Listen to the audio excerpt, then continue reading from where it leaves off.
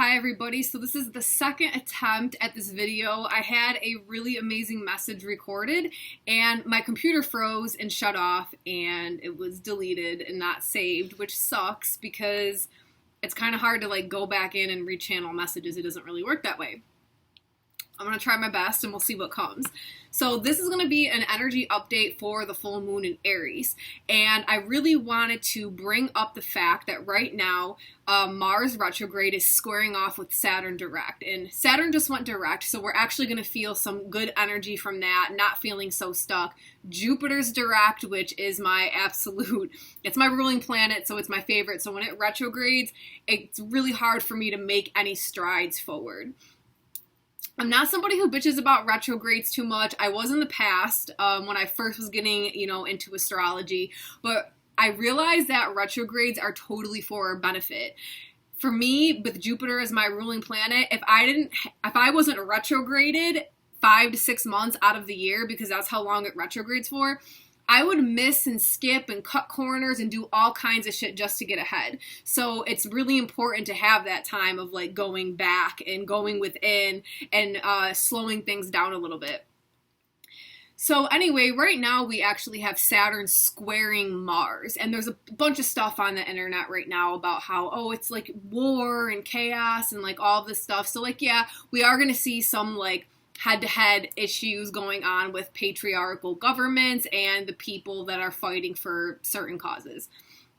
So one of the things I want to mostly talk about with this transit is what it's doing internally for us on an individual level. And I've really been meditating in the mystic realms about this, and I keep getting the same image. There's an egg and the shell is cracked and there's a bunch of cracks all over it. And this Mars-Saturn square is the last hammer that cracks open that egg, and this golden, lush yolk comes out of it. So what this is telling me is that these next couple months, because this square is going to be for a while, couple months, what it's going to do is going to be that final push that gives us the breakthrough of something we've been working hard at trying to get through. Saturn's in the sign of Capricorn, and generally wherever this falls in our chart is areas of life you have to work extra hard at. So maybe how it's, and you don't need to know your birth chart, but maybe you have certain things in your life, you've been really trying to get over an addiction. You've been really trying to have a better relationship with money, get rid of poverty mindset. You've been working really hard to start a business, to become an entrepreneur so you don't have to work for the man anymore. Whatever it is. So this last hammer crack is Mars coming in to give you that driving force to go within and shatter that. And inside, this golden yolk pours out, and it's all the sweet goodness that is going to manifest, and that comes with from putting in all of that hard work. So your efforts are not going to go unrewarded. And right now, if it's getting the absolute most tense and the worst, it means you're almost there. Don't give up. There's so many times in my own path where I have hit, it felt like brick wall after brick wall, and I just wanted to give up on shit, but I didn't. And I kept pushing forward, because right at that moment when you want to give up, that's where breakthrough is. So it was really cool, because when I pulled cards and they all started flying out of the deck, they pretty much said exactly what I had already seen visually when I was meditating. One of the cards, this is the center card that came out, is the Five of Vessels in the Alchemical Tarot. And this is exactly what I was seeing.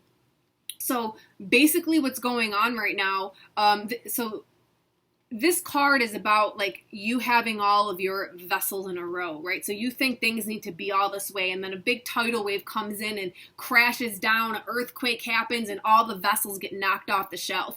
And you're like, what the fuck? This isn't what I thought was going to happen. But really what's happening is if that rattling didn't come, those doves would be trapped in that vessel forever. It even allowed this vessel to fall over and have some honey pour out. So sometimes in our lives, we need that rattling, we need that shaking in order to be free, in order to free ourselves. It's the only way that the shackles are going to fall off, is if that earthquake comes and a rattle happens to what a rattling happens to what we think is supposed to be. We always think we have everything figured out, but we definitely don't.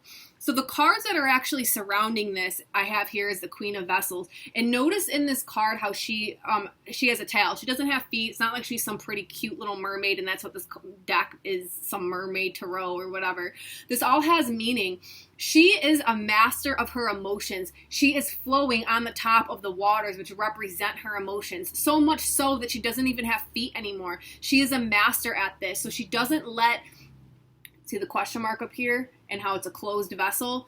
She doesn't know what's going to happen next. But even though emotions and the waves are there and things seem to be falling over, she knows that she has a message to deliver and she's going forward to do that. She is okay with the unknown. And this applies to right now, because while things may seem like it's being turned on its head, or you don't really know what's coming next and answers aren't coming how they usually do, it's okay. Be okay with not knowing. That's where magic starts to happen, because you give the universe the ability to do what it needs to do, and you can honor the essence of shock and surprise. Let the universe surprise you. Surrender yourself and just be like, I don't know what's best. You do it for me. Tell your spirits. Like, you bring to me what you think is best, because I clearly don't know. And then the other card on the other side of it here is the Four of Swords. And obviously this card is about meditating and going within, so it matches what I'm saying here. But what I'm hearing too on this card is that as you feel like daggers are coming at you, like these swords here, like if things feel like you're at war and things are flying at you and this person is triggering you and this situation is coming up and it's making you feel fucking crazy, you need to follow the tip of that blade. Where is this coming from, though? I tell my people who are in my mentorship, my monthly mentorship program, and I don't mean this in like a bad way, but I don't look at people as like people. Of course, they're humans, but I look at them as like, they're like avatar vessels of the way the universe and spirits can conduct energy in my life. So when situations or it could be just a whole situation or a specific person that is triggering you or having something come up in you, or something's going on in your life where you really feel unsettled and you're pissed and you feel like you don't have power, anything like that, it's really that those things are in you already, and the universe is using this person or using this situation to bring this up and out so that you can transform yourself. It really is not that person, okay? It's just that the universe is using them to bring energy to you in some type of way, okay? I've been around people before where there is literally, they're nice people, whatever, and being around them triggers the hell out of me. Like, I just want to, and they irritate me, and I don't know why. But I always just look, okay, what energy are they carrying that the universe is trying to present to me that I need to look at? You know, everybody is always just somewhat of a reflection of ourselves and things that we need to go inside and revamp. And it's like in my head, I'm seeing like dirt being turned over. So like we really need to, and even like, you know, he's at the end of the cliff here. So it's like we really just need to take some time to retreat and go within during this time and assess these situations and people and why things are going the way they are, and see what the universe is asking for you energetically, from you energetically. So I did pull from the Moonology Oracle as well, and I got the full moon in Leo and the balsamic moon. And what I was hearing on this totally ties in with this card here, is that we are entering into a phase, and I felt like it was going to last for about 3 weeks, and it's going to be when we go in and find these answers and do the last bit of inner child healing. I feel like it's going to happen in between the 2 full moons, because October, we have October 1st a full moon and the 31st on a full moon. So we're starting and ending the month with a full moon, which is a big deal. So during this time, I feel like a lot of healing, and we're going to wrap up a lot of healing that started back around March 23rd, 24th. So if you go back in your journal, like I always be telling y'all to journal, go back and look around those dates that whole week before and week after and see what was going on there around the Aries new moon, because we're approaching the Aries full moon. So that cycle is going to come to completion now. What issues were you working on back then? Okay, you're wrapping that up right now, and these 2 cards here are telling me that it has to do with inner child work. Okay, you're going to heal certain things of your inner child that finally, once these things are healed, are going to release you into the destiny that you've been striving for. That's that yolk. That's that sweet honey. That's those doves getting freedom, okay? Your freedom's right around the corner, so don't give up yet.